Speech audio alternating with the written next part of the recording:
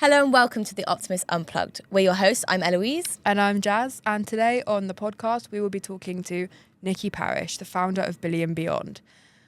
The charity was started after Nicci's son passed away from a drug overdose. Thank you so much for joining us today, Nicci. Can you tell us a little bit about what your son was like? Not your typical 24-year-old, I guess. So he had real individual style. He loved fashion and photography, music, and he always had, like, each time he came, we saw him, he had a different hairstyle, different colour hair, a different fashion sense. So, yeah, he was really, just a very different look, very unique. What was he doing for work at the time? So at the time, he was a carer for adults with learning disabilities, which was a job I didn't think he would get on with, but he just really loved it. It really suited him. Can you talk us through what happened that night? Yeah, so it was Bill's 24th birthday. It was in November 2020, so obviously it was during lockdown. He'd had an argument with his girlfriend, and they decided that they'd had a few drinks, and they decided that they were going to take some MDMA that they'd brought the month before. And I think the plan was to try and turn it into a bit more of a fun evening instead of arguing and fighting. So it was kind of early hours of the morning. They took some MDMA. I think they took some more after a little while.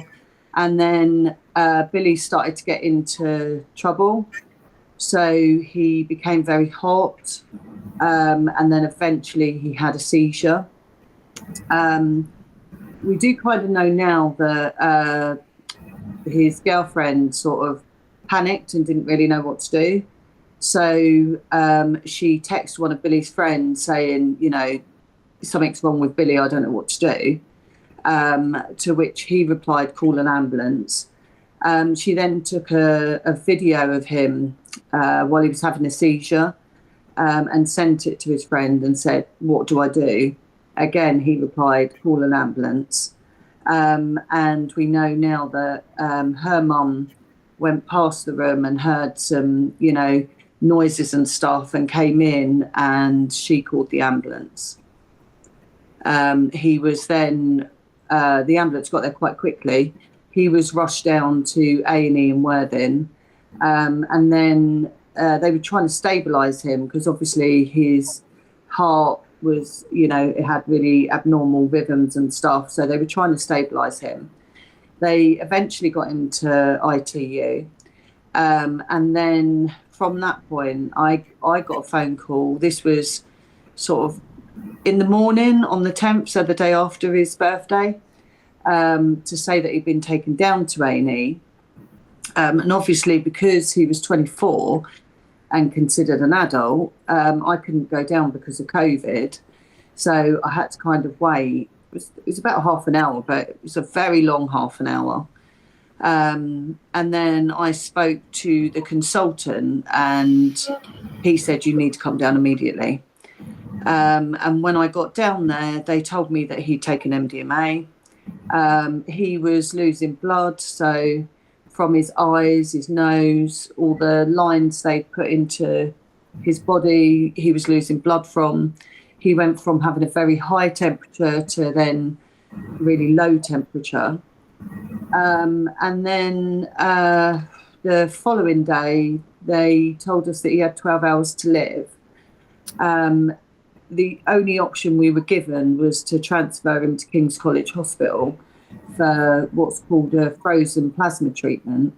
And we were given a 5% chance of him surviving with that.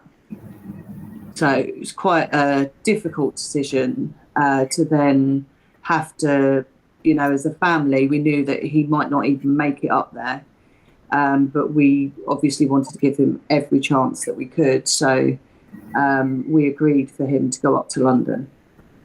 And then, unfortunately, the following morning, he had a heart attack and his body just couldn't cope anymore. Oh my God, I'm so sorry. Thank you.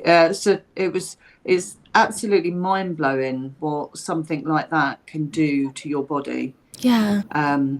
Being a very young, healthy 24-year-old, and 3 days later, that's it. You're gone. Yeah, you just don't know, do you, what's in these things at all. At what point did you decide to turn your grief into a charitable cause? I think it was quite early, even when I was in the hospital, because when I was told he'd taken MDMA, I didn't know what it was. And obviously I was the mum of 2 boys, and had absolutely no idea what MDMA was. So when the doctor left, I Googled what is MDMA. And I think it was at that point I realised that I needed to do something. I had lots of friends with teenage children and sort of young adults. And I was like, I really wasn't aware. So I think at that point, the seed was sown very small. And obviously after we lost Bill, it became even bigger for me to want parents and young people to know about the dangers of recreational drugs. Yeah, of course. So, I mean, what's the mission for Billy and Beyond? So I guess the biggest mission for us is to get parents and young people talking, because drugs are such a taboo subject still, and I know myself, I was quite afraid of having a conversation about drugs because I didn't really know enough. So, I'm a bit of an 80s child, and I come from the Grange Hill, just say no, so which doesn't work anymore because, obviously we can't just say no anymore. We need to educate and, sort of make more awareness of the recreational drugs. Sure. And how does your charity work to raise this awareness about the drugs and also provide support? And because obviously it's not just about just saying no anymore. Yeah, so basically from January this year, we were funded by the Police Commissioners Fund to build a workshop. So from January this year, I've done 16 workshops so far. Amazing. So that was me. Yeah, it's incredible. Me going into different settings, so like colleges and stuff like that, and sports teams, and talking directly to the young people. We also have an animated film of Billy's story. So what happened on that night. It's only 3 minutes long, but it is really powerful, and we don't pull any punches. It tells it exactly how it was. So I think that's our big mission. We're looking now to start doing the workshop for parents as well, and businesses, especially businesses with a young workforce, like, lots of catering and hospitality sort of settings have got quite young workforce. So that's going to be our next thing. And we're really excited because we're just in the process now of commissioning a play. Oh, wow. Again, that's going to be a really good way of engaging with young people and parents, and, because nobody wants to be preached to. I didn't when I was a teenager. Sure. So, yeah, and you guys probably still know that now. You don't want to be preached to. So the idea is when I do the workshops, is we go through, if you are going to take recreational drugs, how can you do it the safest way? So hopefully at the end of the workshop, after seeing Billy's story, it changes their mind about taking drugs. But if it doesn't, we give them some tools to, hopefully lower that risk a bit. And also some tools to maybe get out of really difficult situations that they're in, because we know what peer pressure is like. We know how difficult it can be for a young person, and, them not wanting to lose face with friends and stuff. So we give them a few tools just to be able to get them out of situations if they want to get out. Yeah, completely. And how do you think running the charity has impacted your personal healing process? I think it's probably almost saved me, I would say, because when you lose a child, your whole world changes. Nothing is quite the same anymore. And so this has given me a purpose and, a way of helping other people to maybe not go through what we've been through has actually probably helped me as well. Yeah. Amazing. I mean, I was at the premiere for the short film, and the reaction is just mind blowing. You can't put into words like how you're left feeling after that. Yeah. So what's the sort of reaction that you get when you do these workshops? So it's really funny because there's some workshops, I mean, we all know what young people and teenagers can be like. And at the beginning, there's parts in it that are funny, the workshop. We laugh, we, talk about different sort of recreational drugs, and there's a card game. So it's quite interactive. We go, well, this is how it could start out, and this could be you a few months down the line and a little bit further down the line. And the purple card in the card game is Billy's story. And at the end of it, when the person reads that, sometimes they laugh, sometimes they go, oh my God, you died, and that's cool, that's fine. And then after that, I show the animated film and then introduce myself as Billy's mum. And all of a sudden, I've never heard anybody speak through the video. I've never heard anybody sort of not have 100% sort of focus on it, which is just amazing. And some of the feedback, I think my favourite piece of feedback was, I am never going to take MDMA again. And that for me is just a big tip. And that's as well, that's fantastic. That is amazing. That is amazing. I mean, to see that impact. Yeah. know? And it's kind of the reason why you're doing the work, isn't it? So you talked about a lot that this project and this charity kind of saved you, but also is there an emotional toll that comes along with it? Absolutely, yeah. I mean, it's, you can imagine Bill has been gone for 5 years in November. And, for me to go and share his story so many times, it can be very emotionally draining. But I think what focuses me is that feedback, is seeing those young people, getting their reactions. One of the colleges that I did a workshop at, they all came out after and hugged me, and you just know that, they've gone away. Another college, one of the parents commented on our post after we said we'd been there that their young person had gone home and told them about the workshop. So, though it comes at a very big cost at times, it's very worth it. Oh my gosh, that sounds amazing.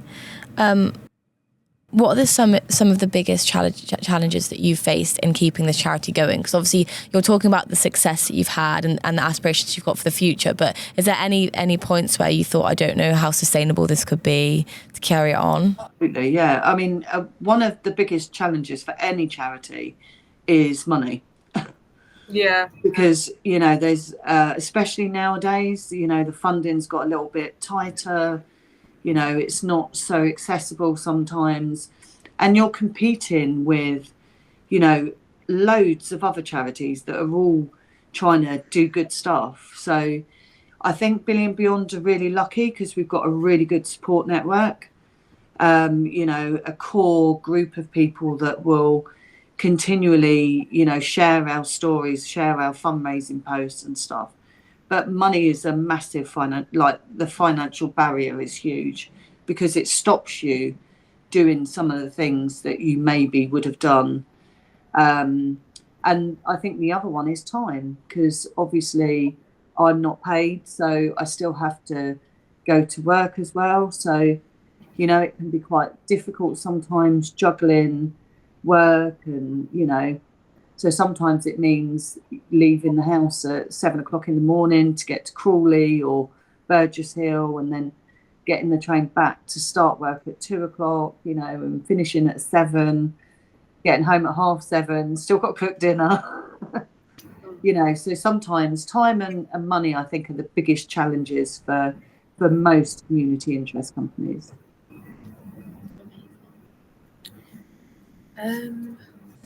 I suppose, yeah. I mean, what have you got coming up? I know you do lots of fantastic events. They do Glastonbury, which is really? it's like a music festival. Oh, that sounds incredible. Yeah, so we, at the moment coming up, we've got a big fundraiser.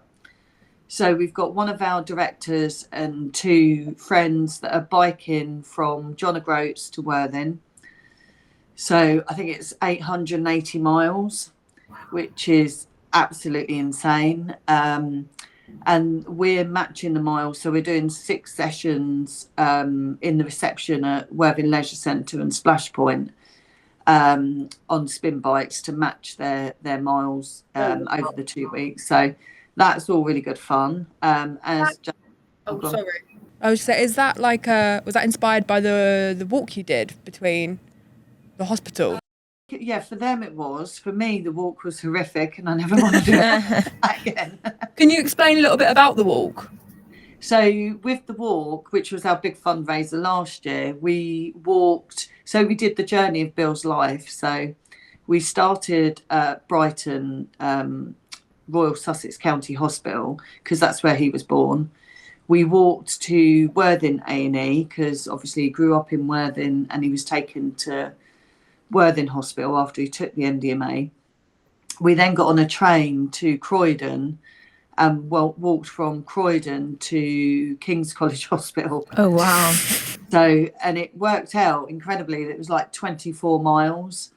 So, and obviously he died at 24, and it was 2024 last year. So it was a big... Oh my gosh. Yeah, it was a great, absolutely fantastic fundraiser.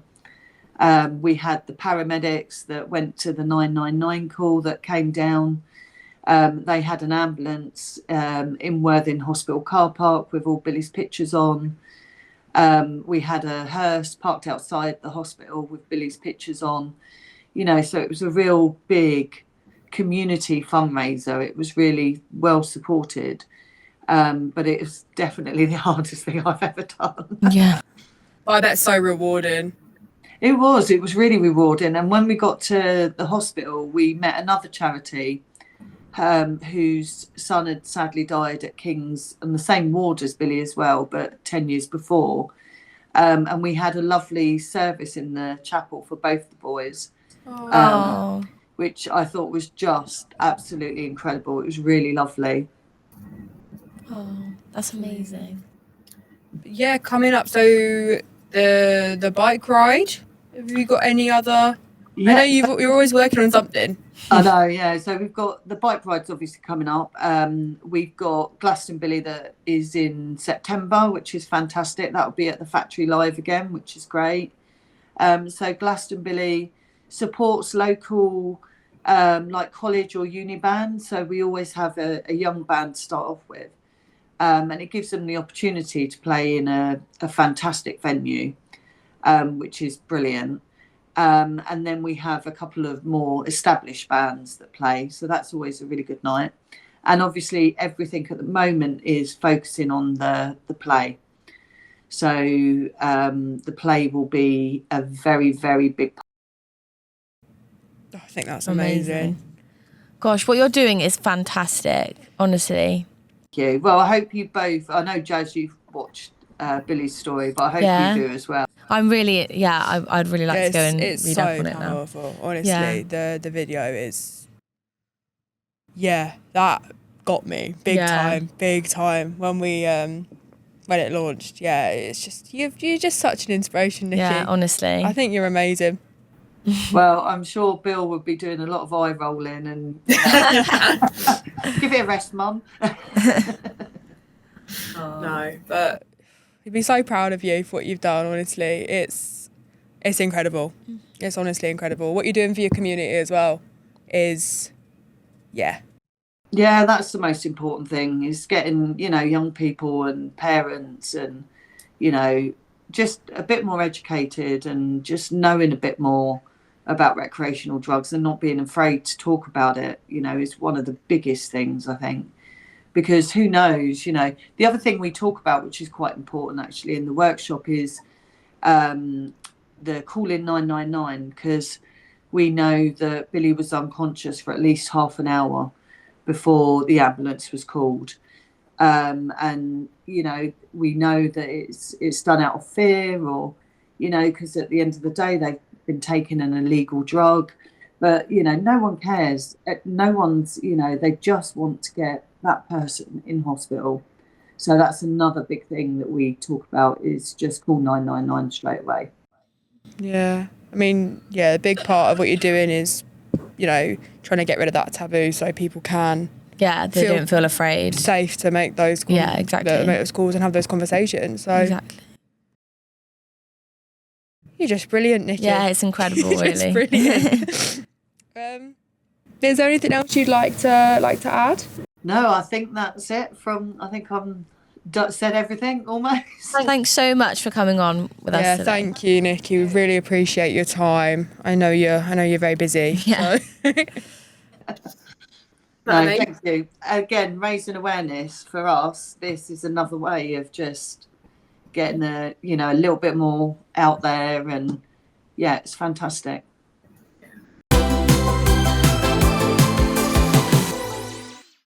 What an amazing woman Nicci is, honestly. Yeah, I mean, back home she is such an inspiration, and she's such a pillar of the community. That woman is always doing something, and like, I've known Nicci for, I don't even know now, since I was really little, and I'm so happy for her that she's managed to make something positive happen out of what happened to Billy. Like, it's just unimaginable. Yeah, really. and it's so nice that we can use our platform to spread the word about her charity and help her with that. So the next thing we're going to do is, as always, we're going to be talking about the positive things we've seen in our daily lives or in the news this week. So, Jas, have you seen anything? Fish doorbells. Have you heard about fish doorbells? I've never heard about fish doorbells. So I found out that in the Netherlands, they have a sort of system where in the locks, they have cameras so they can see when the fish are coming upstream.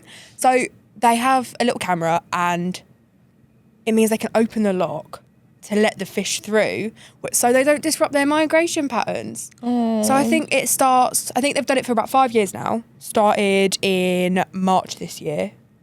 And I just think that's so lovely. I'd love to have that job. I know. Letting the fish must through. be so exciting. Oh, there's a fish at the door. Yeah, let them in. Well, again, mine's not exactly news. It's, again, something I've seen in my daily life. So I've been filming Vox Pops, which is going and asking random people on the street a question for our TikTok. Go check it out, Optimist magazine.